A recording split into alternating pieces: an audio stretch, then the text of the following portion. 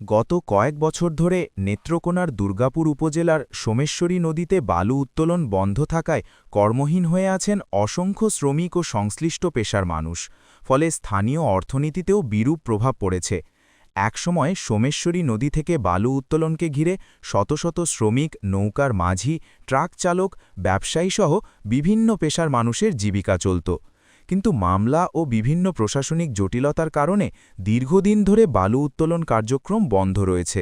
স্থানীয়দের দাবি, নিয়মনীতি মেনে এবং পরিবেশের ভারসাম্য রক্ষা করে আবারও বালু উত্তোলন কার্যক্রম চালু করা হলে অনেক মানুষের কর্মসংস্থান তৈরি হবে এবং এলাকার অর্থনৈতিক কর্মকাণ্ডেও চাঙ্গা হবে।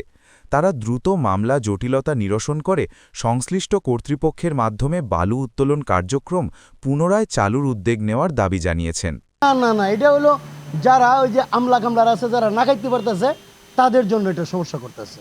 আর আমাদের মতন সাধারণ মানুষের আমাদের বিশাল কষ্ট হলে আমরা কর্ম পাচ্ছি না। কর্ম না পাওয়ার কারণে আমাদের যে কদিন পরে আর কি করা লাগবে এটা একমাত্র আল্লাহ পাকে জানে। কারণ আমি ড্রাইভার মানুষ কয় টাকা পাই, এই থেকে ঢাকা একটা গাড়ি নিয়ে গেলে আপনার 2 দিনে আপ ডাউন করে আমি 3000 টাকা বেতন হয়, 1500 টাকা করছো, 1500 টাকাতে 1500 টাকা আমার সংসার চলে, এটা আপনারা বলেন। এটা এই যে বালুর ঘাট বন্ধ না, ড্রাইভার ডুবার সব কিছু রাইড করে খাইতো, ওখান তো আর কেউ ড্রাইভার হয় না, সেলফার হয় না, কেউ না। পর্যটকরা যে কিন্তু অঞ্চলে আজকে আয়ে মনে করেন শুক্রবারে আয়ে শনিবারে থাকে, এক সন্ধ্যা খাইলে আর তো তারা এদিকে চলে যায়।